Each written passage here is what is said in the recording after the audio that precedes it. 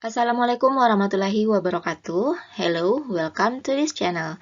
I'm Nurul, and in this video, I'm going to explain about one of the ways in using outside sources, that is paraphrasing.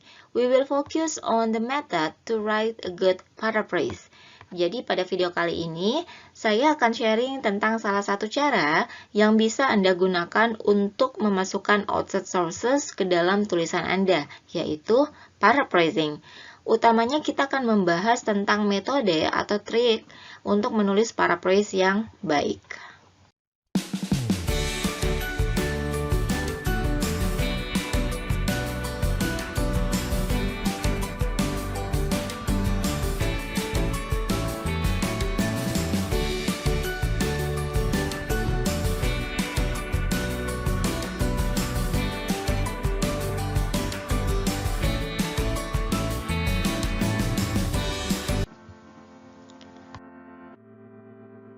Here are the topics that will be covered in this video. The first is what is paraphrasing, why is paraphrasing important, and how to do paraphrasing. Let us start from the definition of paraphrasing. What is paraphrasing? Oshima stated that paraphrasing is when you rewrite information from an outside source in your own words without changing the meaning. Jadi menurut Oshima ini, paraphrasing adalah ketika kita menulis kembali ide orang lain atau ide dari luar dengan menggunakan kata-kata kita sendiri tanpa mengubah makna dari ide tersebut. Unlike when you use indirect quotation or indirect speech, you do not simply change the verb tense. In addition, when you paraphrase, you convey the author's idea but change the author's words and sentence structure. Jadi tidak seperti saat Anda menggunakan kutipan tidak langsung atau mengucapkan secara tidak langsung. Anda tidak hanya mengubah bentuk kata kerjanya atau bentuk tensesnya, tapi Anda juga harus memparaphrase-nya. Jadi Anda menyampaikan ide penulis, tetapi mengubah kata-kata dan struktur kalimat penulis. You think about the message the author is trying to send in the text and then try to express that idea in your own way. Jadi ketika Anda memparaphrase, Anda harus memikirkan tentang pesan yang sebenarnya ingin disampaikan oleh penulis dalam teks tersebut. Kemudian Anda mencoba mengungkapkan ide tersebut dengan cara Anda sendiri, menggunakan kata-kata Anda sendiri. That is paraphrasing.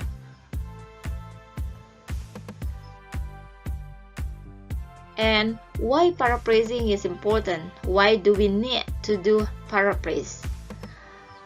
Paraphrasing is important because it shows you understand the source well enough to write it in your own words. It also gives you a powerful alternative to using direct quotes, which should be used infrequently. Jadi paraphrase ini penting karena ini menunjukkan bahwa Anda sudah memahami sumber rujukan Anda dengan cukup baik, karena kan Anda harus menuliskannya dengan menggunakan kata-kata Anda sendiri. Ini juga sebagai alternatif yang ampuh ketika Anda sebenarnya dalam academic writing itu tidak boleh terlalu sering atau terlalu banyak menggunakan direct quotation atau kutipan langsung. It is a useful way to use source material for your essay, providing it is appropriately referenced. In academic essay, it is not acceptable to just copy and paste the source at a reference and presto, finished essay. Jadi ini adalah cara yang berguna untuk menggunakan bahan sumber lain untuk dimasukkan ke dalam esai Anda. Yang penting Anda referensikan ya, dengan tepat pastinya. Karena dalam esai yang akademis atau tulisan apapun yang sifatnya formal itu tidak diperbolehkan hanya menyalin kemudian dimasukkan ke dalam tulisan tanpa menambahkan referensi, atau mungkin meskipun Anda menambahkan referensinya tapi kalau Anda hanya copy and paste itu tidak diperkenankan sebenarnya dalam academic writing. Next, You need to use a variety of direct quotes, indirect quotes, or paraphrases and your own comments when you write an essay. Okay, let's see the next. You have to always remember, if you don't have time to read, you don't have the time to write. Simple as that. Jadi ketika Anda tidak punya waktu untuk membaca, maka Anda juga tidak punya waktu untuk menulis. Sesederhana itu ya. Makanya ketika Anda diminta untuk menulis, maka pastikan Anda membaca terlebih dahulu sebelum Anda menulis. Let's continue. Okay, now let's see how to do paraphrasing. Ada beberapa step yang bisa Anda lakukan ketika Anda ingin melakukan paraphrase. The first step, read and reread the source material until you understand it completely. Baca sumber materi yang akan Anda gunakan berkali-kali sampai Anda betul-betul mengerti makna atau pesan yang ingin disampaikan oleh penulis. And then, put the paragraph away and think about the ideas in the paragraph. What was the writer trying to say? Jadi singkirkan dulu teks aslinya, kemudian Anda pikirkan ide-ide dalam teks tersebut. Apa yang penulis coba ingin sampaikan dalam teksnya. After that, you write your paraphrase in your own words and sentence structure.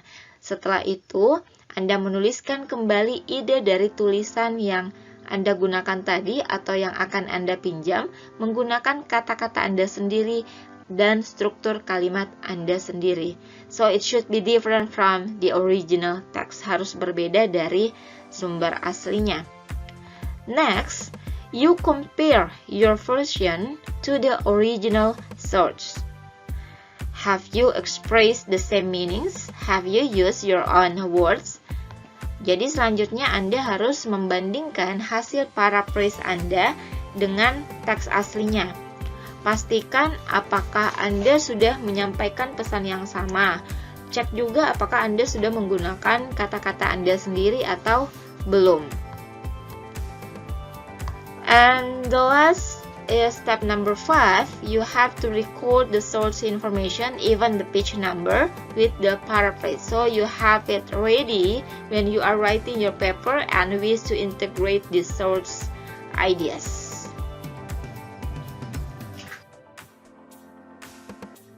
To make your paraphrase more easier, here are some grammar toolkits for paraphrasing. You can use synonyms, move parts of the sentence, change the parts of speech, change affirmative to negative or vice versa, and you can combine.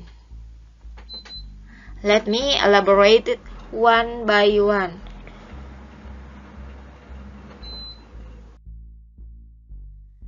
The first grammar toolkit is synonyms. Synonyms are words that have similar meanings. Jadi synonym ini adalah kata-kata yang memiliki arti serupa. We always want to use synonyms when we paraphrase, but we have to be careful because if we overuse synonyms or if we just start plugging a lot of synonyms in our paraphrase, the paraphrase maybe will sound strange, so we need to choose synonyms carefully. Jadi ketika kita menggunakan synonyms, kita juga harus berhati-hati. Jangan sampai terlalu berlebihan dalam menggunakannya. Apalagi kalau kita baru belajar untuk menggunakan sinonim dalam paraphrase kita. Kalau terlalu berlebihan dalam menggunakan synonyms, maka bisa jadi paraphrase kita akan terbaca aneh. Let's see the example. Which sentence do you prefer? The first, right? That's because I overuse synonyms in my paraphrase and some of the synonyms don't sound very good. We want to use synonyms, but we need to be careful to choose them well. Also notice that I didn't change the climate change. Why? Because climate change is a specific term and there isn't really a good synonyms for that. if I change it to, for example, change in weather, it doesn't really have the same meaning. Jadi sekali lagi, jangan terlalu over dalam menggunakan sinonim. Next, when you do paraphrasing, you can move parts of the sentence. Many long sentences in English have parts that you can move, and this is the easy way to make your paraphrase better. Jadi banyak kalimat yang cukup panjang dalam bahasa Inggris yang memiliki atau terdiri dari beberapa bagian, dan Anda bisa memindahkan bagian-bagian ini. Cara ini merupakan cara yang paling mudah untuk melakukan paraphrase atau membuat paraphrase Anda menjadi lebih baik. For example, let's see the example. So, we have an introductory phrase here that we can move, ya. Jadi di sini bisa terlihat ya bahwa introductory-nya ini dipindahkan ke belakang. Yang awalnya due to climate change ini pindah menjadi yang awalnya di depan ini pindah ke belakang. Now, if we want to make our paraphrase better, we are going to use a couple of synonyms. Nah, di sini juga kita bisa mulai menggunakan sinonim ketika kita memindahkan bagian kalimat tertentu supaya paraphrase kita menjadi lebih baik lagi. For example, fires in California have become increasingly serious because of climate change. Di sini saya sudah menggunakan synonyms ketika saya move parts of the sentence. Notice here that I use increasingly serious and because of, and those are a good synonyms untuk menggantikan more dangerous dan due to.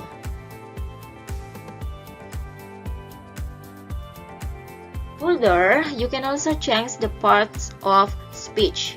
Part of speech are noun, verb, adjective, adverb, and this is a tricky one, but for some sentences it works really well. Jadi kita juga bisa mengubah part of speech-nya atau kategori katanya ketika kita melakukan paraphrase. Ini mungkin akan cukup rumit ya, tapi ini akan sangat membantu untuk membuat paraphrase kita menjadi lebih baik lagi. Let's see the example. You can read it. Now, see the paraphrase.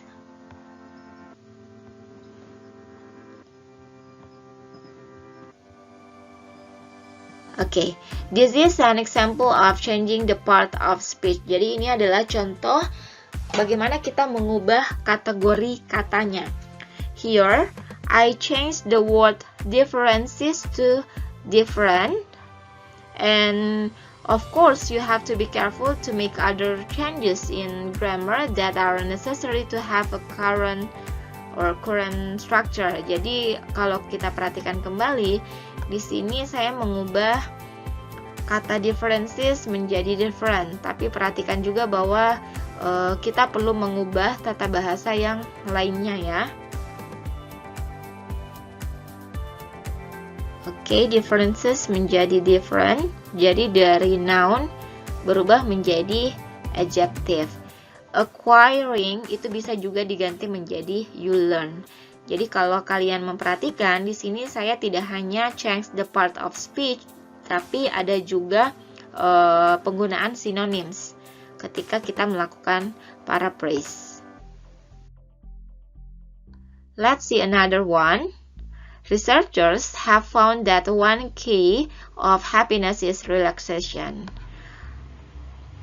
Here is the paraphrase. So here I changed the happiness to being happy. Happy is an adjective and I changed relaxation to the verb to relax. Okay. Let's see more. Due to climate change, fires in California have become more dangerous. Here, I'm going to change dangerous to a greater danger. Let's see the paraphrase. Due to climate change, fires in California have become a greater danger. So again, I changed the adjective dangerous to a noun danger, and we don't say more danger. So I changed more dangerous to a greater danger. Jadi di sini berubah dari adjective menjadi noun. The next toolkit is you can change affirmative to negative or vice versa. So here you are going to look for words that you can change by using a negative. For example, the frustrated voters waited in line for several hours. See the word frustrated. You think about the word frustrated. What does frustrated means? It means not happy, right? Or not satisfied. So I can change frustrated to unsatisfied. Here,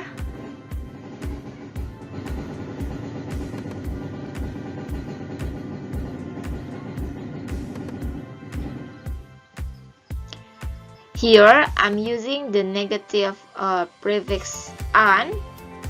I change frustrated into unsatisfied.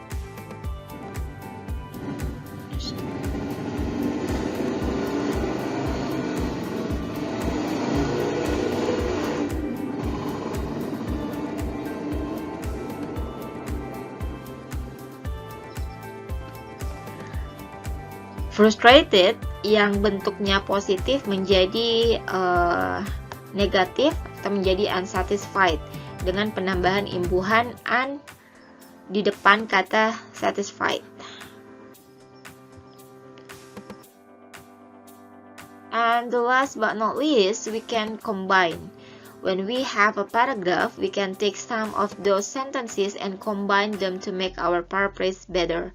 Jadi ketika Anda punya satu paragraf yang akan diparaphrase, jadi paragraf itu terdiri dari lebih dari satu kalimat, maka Anda bisa mengambil beberapa kalimat dari paragraf itu dan Anda menggabungkannya untuk membuat paraphrase Anda menjadi lebih baik.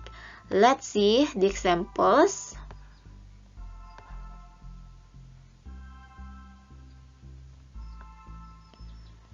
So here we have two sentences and we can combine them together. Let's see the paraphrase. Oke. Kelihatan ya di sini jadi dari dua kalimat kemudian kita combine menjadi satu kalimat saja tentunya dengan menggunakan conjunction. Now, we have not finished.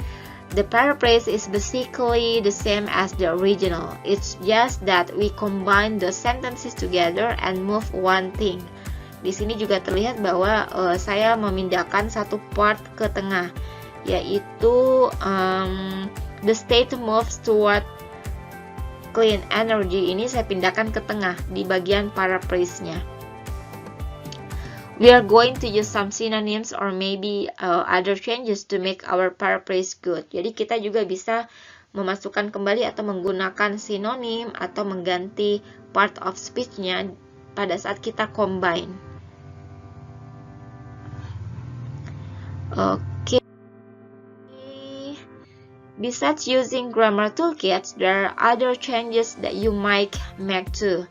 Kalau bisa dibahasakan bahwa selain kita menggunakan grammar toolkits tadi, sebenarnya masih ada cara lain yang bisa kalian lakukan ketika ingin melakukan paraphrase.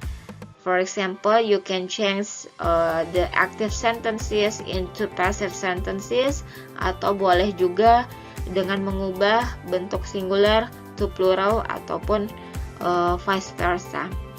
And as your English gets better, you have a more control of grammar and vocabulary. It will be easier for you to see what changes to make. But the most important thing is that you make enough changes that make sentences become your own writing. The meaning must stay the same, but it also must be in your own words.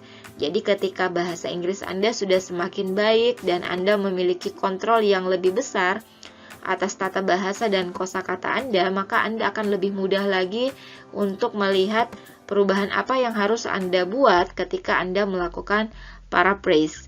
Tapi sebenarnya yang paling penting adalah Anda cukup banyak melakukan perubahan sehingga kalimat-kalimat dari sumber asli itu betul-betul berbeda dari tulisan Anda sendiri. Jadi Anda bisa menggunakan beberapa toolkits tadi bersamaan.